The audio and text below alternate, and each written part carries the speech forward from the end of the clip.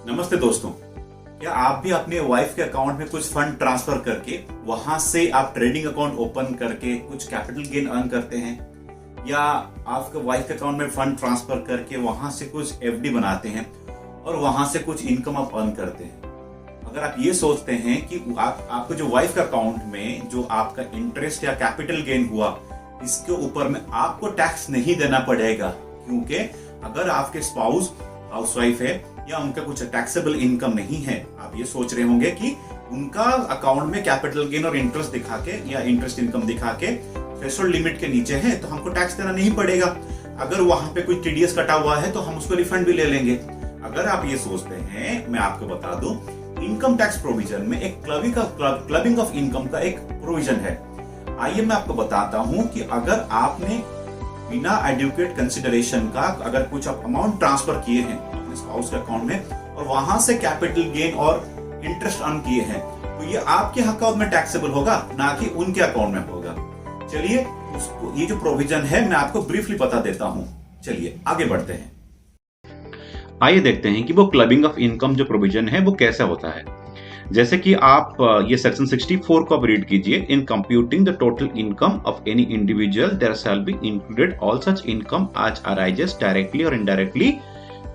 सब क्लॉज 4 में क्या बोला गया? Subject to the provisions of clause 1 of section 27 to the spouse of such individual from assets transferred directly or indirectly to the spouse by such individual otherwise than for adequate consideration or in connection with an agreement to live apart। इसका ये मतलब हुआ कि मान लीजिए मैंने एक आपको एक छोटा सा एग्जांपल समझाया। जैसे मान लीजिए mister Aman transfer ₹10 lakhs to spouse mister Radhika. जैसे कि वो 10 लाख ट्रांसफर करके either he is opening in one trading account to invest in the capital market और open the fixed deposits in the bank for earning some interest income. Suppose ये जो capital gain और आपका interest income हुआ है, इसमें ये उनको ये 1 लाख रुपीस का गेन हो गया है। अब मान लीजिए कि ये जो ओरिजिनल इन्वेस्टमेंट है इसमें से उनको 1 लाख रुपीस का गेन हुआ है, क्योंकि 10 लाख रुपया उनको ट्रांसफर किए थे वो डायरेक्टली मिस्टर अमन। तो ये जो 1 लाख रुपए कैपिटल गेन हुआ या इंटरेस्ट इनकम हुआ, ये डायरेक्टली उनके अकाउंट में ही टैक्सेबल होगा, राइट। अगर मान लीजिए ये 1 lakh rupees again mister Radhika कोई एफडी बनाते हैं, जो आपका गेन हुआ इंटरेस्ट कैपिटल गेन हुआ उसमें से कुछ एफडी बनाते हैं और उन एफडी से कुछ इंटरेस्ट इनकम होता है, तो वो जो इंटरेस्ट इनकम है वो राधिका मैडम के अकाउंट में टैक्सेबल होगा, ना कि मिस्टर अमन के हिसाब से होगा, राइटली।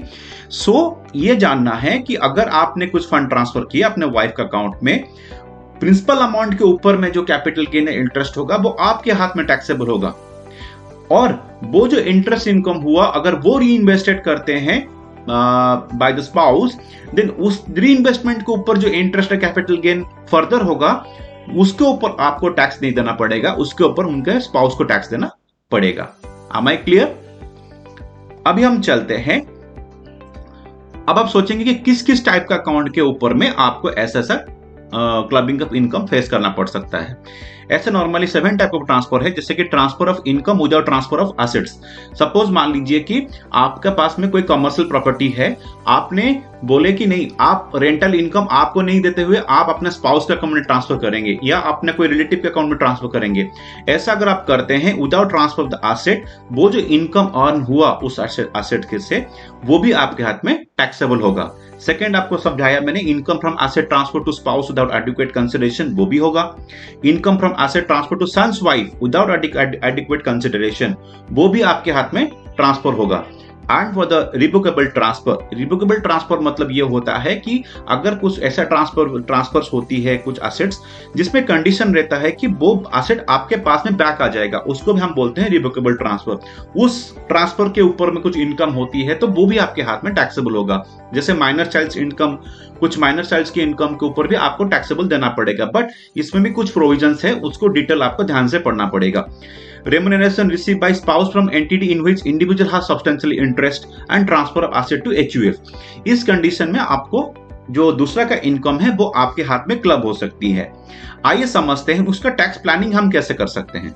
अगर जो section 64 sub clause I and सब क्लॉज 4 में हम जो पढ़े उसके हिसाब से क्या करेंगे हम कि if asset are transferred before marriage, वो जो मैरिज हुआ उसमें अगर आप कुछ ट्रांसफर बिफोर मैरिज कर दिए हैं उसका पर अगर इनकम आएगा वो आपका कंसिडर नहीं होगा। If asset are transfer adequate consideration, suppose आपने अपने वाइफ को सपोज 1 लाख रुपीज दिए, उसके बदले में वाइफ आप कुछ गोल्ड आपको गिफ्ट कर दिए, तो वो जो आप ये विद कंसिडरेशन हुआ तब आपको वो उनका 1 लाख ऊपर में अगर कुछ इंटरेस्ट इनकम हुआ तो आपको उसमें टैक्स नहीं पड़ेगा। If asset are transferred in connection with the agreement to live apart, कुछ ऐसा हुआ, डिवोर्स हुआ, ये अलग रहना है, तो by way of any agreement आपको कुछ पैसा देना पड़ रहा है, this is your bye legal status, तो वो भी अगर इस इंटरेस्ट इनकम हुआ वो भी आपके ऊपर नहीं होगा। If on the date of actual income transfer is not spouse of the transfer, जैसे डिवोर्स केस में होती है। Last point is the most important point, that is called the pin money. I will tell you, अगर मान लीजिए कुछ आपके spouse ने कुछ पिन मनी से इन्वेस्टमेंट किए हैं, उसके ऊपर जो अगर इंटरेस्ट होती है, इसको ऊपर कभी आपको टैक्स नहीं देना पड़ेगा। इसमें बहुत सारी केस लॉज भी आया हुआ था जिसमें बोला गया कि पिन मनी का जो इंटरेस्ट इनकम होती है, कुछ भी इनकम अर्न होती है, वो ओरिजिनल ट्रांसफर के ऊपर में टैक्सेबल नहीं होती। तो ये पिन मनी होती क्या है, मैं आपको आसान भाषा से समझाता हूं कि मान लीजिए आपने अपने वाइफ को घर चलाने के लिए हर महीने 50,000 रुपीज देते हैं कि आप अपने चला लो, उसमें से अगर वो कुछ सेविंग करके वो अमाउंट कुछ इन्वेस्ट करते हैं कि कैपिटल मार्केट हो या एफडी हो या कुछ कहीं पे भी इन्वेस्टमेंट करते हैं, तो वहां से जो इनकम हुआ, इसका ये मतलब हुआ कि वो इन्वेस्टमेंट हुआ that is out of his saving, not for your direct contribution. वो पिन मनी से कुछ अगर इन्वेस्टमेंट हुआ तभी जाके आपको उसके ऊपर इंटरेस्ट भी मिल सकता है।